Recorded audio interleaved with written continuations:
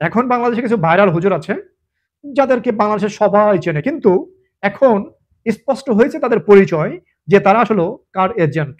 তারা একদম জামাতের এজেন্ট, জামাতের টোটালি জামাতের এজেন্ট। বাংলাদেশের সাধারণ মানুষ কিন্তু এ বিষয়ে জানতো না, বা তারা এ বিষয়ে জানার চিন্তাও করেনি। কারণ কি, যে তারা মুখ দিয়ে যেটা বলেছে বাংলাদেশের মানুষ সেটাই খেয়েছে।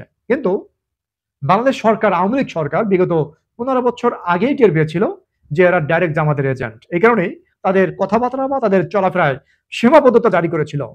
কিন্তু আমরা সাধারণ জনগণ আওয়ামী লীগ সরকারকে ভুল বুঝতাম যে কেন এত ভালো হুজুর, এর থেকে ভালো হুজুর তো বাংলাদেশে হয় না, বা এর থেকে ভালো হুজুর তো বিশ্বে হয় না, তা এদের প্রতি কেন সীমাবদ্ধতা জারি করলো বাংলাদেশ সরকার। কিছু সংখ্যক ব্যক্তি আওয়ামী লীগ পন্থীরাও বাংলাদেশ সরকারের প্রতি বা শেখ হাসিনা সরকারের প্রতি অনুরাগ হয়েছিল বা রাগান্বিত হয়েছিল যে এই হুজুরদের প্রতি এই ধরনের অবিচার কেন। তখন যারা রাগান্বিত হয়েছিল আওয়ামী লীগের প্রতি, এবং এখন বাংলাদেশের সাধারণ মানুষ সহ 99% লোক এখন জেনে গিয়েছে বা এখন স্পষ্ট হয়েছে যে এরা টোটালি জামাতের এজেন্ট। আপনাদের মনে আছে মিজানুর রহমান আজাহারি, তিনি যশোরে গিয়ে তিনি একটা বক্তব্য দিয়েছিলেন। একদল খাইছে আরেক দল খাওয়ার জন্য রেডি হয়ে আছে। নতুন উন্নয়নের সবক শোনাতে পারলেই টাকা। স্বাধীনতার পর থেকে শুধু শাসকের হাত বদল হয়েছে, আমরা কিছু পাই নাই, ঠিক কিনা বলেন? তিনি যশোরে গিয়েছিলেন একটা ধর্মীয় মাহফিলে, ধর্মের কথা বলবে, ওয়াজ মাহফিল করবে, মানে মানুষকে হেদায়েতের পথে আনবে। অনেক মানুষ বর্তমান মদ, গেজা, জুয়া, মানে বিভিন্ন অপকর্মে লিপ্ত আছে, তাদেরকে হেদায়েতের পথে আনবে, নামাজের পথে আনবে বা কোরআনের পথে ডাকবে। কিন্তু উনি ওই মাহফিলে এক কাজে দুই কাজ করেছে। পরে অবশ্যই জনগণ, বাংলার জনগণ জেনে গিয়েছে এবং বাংলার জনগণ প্রতিবাদ করেছে, চরমভাবে প্রতিবাদ করেছে। আওয়ামী লীগ, বিএনপি চরমভাবে প্রতিবাদ করেছে। কারণ কি, যে বাংলাদেশে যদি আওয়ামী লীগ, বিএনপি শুধু খাওয়ার জন্যই যদি বাংলাদেশে আসে, ক্ষমতা আসে, তাহলে বাংলাদেশ উন্নত করলো কারা? সেই 71 সাল থেকে যে একদম জরাজীর্ণ বাংলাদেশ, একদম মানে শূন্য বাংলাদেশ, এই শূন্য বাংলাদেশকে আর্থিকভাবে ডেভেলপ করলো কারা? এই রাজনীতিবিদরাই তো করেছে। আমাদের এখানে কি অবদান আছে? জামাতের কি কোনো অবদান আছে? আমার মনে হয় না যে আমাদের এখানে 1% অবদান আছে। তিনি যে এই ধরনের কথা বললেন, বাংলাদেশের মিনিমাম 70% লোক এই দুইটা দলকে অনুসরণ করে, আওয়ামী লীগ এবং বিএনপি। আওয়ামী লীগ এবং বিএনপিকে তিনি একদম তুচ্ছ তাচ্ছিল্য করে কথা বললো। তিনি জামাতকে উপরে রেখেছেন। জামাতকে কেন তিনি উপরে রাখলেন? আসলে জামাতের অবদান কি বাংলাদেশে? জামাত কি করেছিল 1971 সালে? আমাদের কি মনে আছে এই জামাতরা কি করেছিল 1971 সালে? যে পাকিস্তানি হানাদার বাহিনীর সাথে বা পাকিস্তানি আর্মির সাথে তারা পরামর্শ করে, যোগ সদস্য করে কি করেছিল? আমরা একটা নিউজের হেডলাইন দেখি। মুক্তিযুদ্ধের সময়ে পাকিস্তানি হানাদার বাহিনীকে সহযোগিতা করার জন্য গঠিত হয়েছিল রাজাকার, শান্তি কমিটি, আল শামস ও মুজাহিদ বাহিনী। পাকিস্তান বাহিনীকে গণহত্যা, ধর্ষণ ও লুটপাটে সরাসরি সহযোগিতা করে তারা।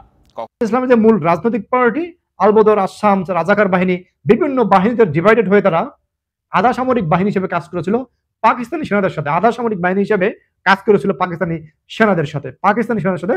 বাংলাদেশের বিপক্ষে তারা কাজ করেছিল, বাংলাদেশের স্বাধীনতার বিপক্ষে তারা কাজ করেছিল। এটা কিন্তু বাংলাদেশের 99% মানুষ বিশ্বাস করে এবং সেখান থেকে জামাত ইসলামকে ঘৃণার চোখে দেখে। জামাত ইসলামের তৎকালীন আমির মতিউর রহমান নিজামীকে এক সাংবাদিক 1992 সালে একটা প্রশ্ন জিজ্ঞেস করেছিলেন। দেখেন সেই সাংবাদিকের প্রশ্নে জামাত ইসলামের আমির সেই নিজামী কি বলল। জামাত ইসলামী স্বাধীনতার ব্যাপারে রাষ্ট্র কায়েম হবার পর 71-এ জামাতের ভূমিকাটা কি ছিল? এরকম আমরা বলেছি একাধিকবার, আমাদের সে সময়ে রাজনৈতিক অবস্থানটা ভিন্ন ছিল, এটা সকলের জানা।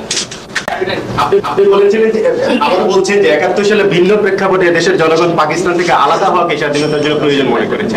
আপনারা প্রয়োজন মনে করেছিলেন কিনা? আমাদের অবস্থান তো ভিন্ন ছিল, সকলে জানে, কিন্তু জনগণ যেটা মনে করেছে, যেটা বাস্তব, সেটাকে আমরা মেনে নিয়েছি।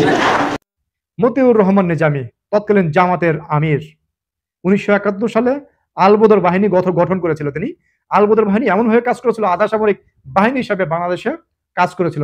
তাদের মেইন কাজ ছিল পাকিস্তানকে তথ্য দেয়া, বাংলাদেশের অভ্যন্তরীণ বিষয় পাকিস্তানের সেনাবাহিনীকে তথ্য দেয়া। কোন বাড়ি সুন্দরী মেয়ে আছে, কোন বাড়ি থেকে ছেলে পেলে মুক্তিযুদ্ধের জন্য যাচ্ছে, কারা পাকিস্তানি আর্মির বিপক্ষে, কোন বাড়ি হিন্দু আছে, কোন বাড়ি হিন্দু নারীর আছে, সুন্দর সুন্দর নারী মহিলা আছে, তাদেরকে ধরে নিয়ে পাকিস্তানের ক্যাম্পে পাচার করা। তার আরেকটি কাজ করেছিল বুদ্ধিজীবী, বাংলাদেশের মেধা শূন্য করতে চেয়েছিল। সেই মেধা শূন্য করতে পাকিস্তানি সেনাদের সাহায্য করেছিল বুদ্ধিজীবী হত্যা করতে। বুদ্ধিজীবী হত্যা করতে পাকিস্তানি সেনাদের সাহায্য করেছিল এই মতিউর রহমান, নিজামী এবং নিজামীর পার্টি। এভাবে আল বদর, আসামস, আল কায়দা, রাজাকার বাহিনী গঠন করে তারা বাংলাদেশে আধা সামরিক বাহিনী হিসেবে কাজ করেছিল, পাকিস্তানের বাহিনী হিসেবে কাজ করেছিল। অর্থাৎ বাংলাদেশে তারা স্বাধীনতার বিপক্ষে কাজ করেছিল। বাংলাদেশি হয়েও বাংলাদেশ স্বাধীন হোক এরা তারা চায়নি। কিন্তু সেই মিজানুর রহমান আজহারি সহ বাংলাদেশের জনপ্রিয় পপুলার ইসলামী বক্তা যাদেরকে বাংলাদেশের মানুষ নিঃস্বার্থভাবে ভালোবাসতো, তারা এখন সরাসরি জামাতের অ্যাম্বাসিডার হিসেবে, ব্র্যান্ড অ্যাম্বাসিডার হিসেবে কাজ করছে।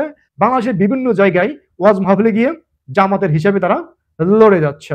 কিন্তু যে বাঙালি মুক্তিযুদ্ধের ইতিহাস জানে, যে জাতি মুক্তিযুদ্ধের ইতিহাস জানে, সে জাতি জানে কিভাবে পাকিস্তান হানাদার বাহিনী কিভাবে বাংলাদেশের নিরীহ মানুষের উপর অত্যাচার, নির্যাতন, জুলুম চালিয়েছে, কিভাবে আমাদের বাংলাদেশের মা বোনদের ধর্ষণ করেছে, কিভাবে আমাদের বাংলাদেশকে মেসাকার পজিশনে ফেলে দিয়েছিল।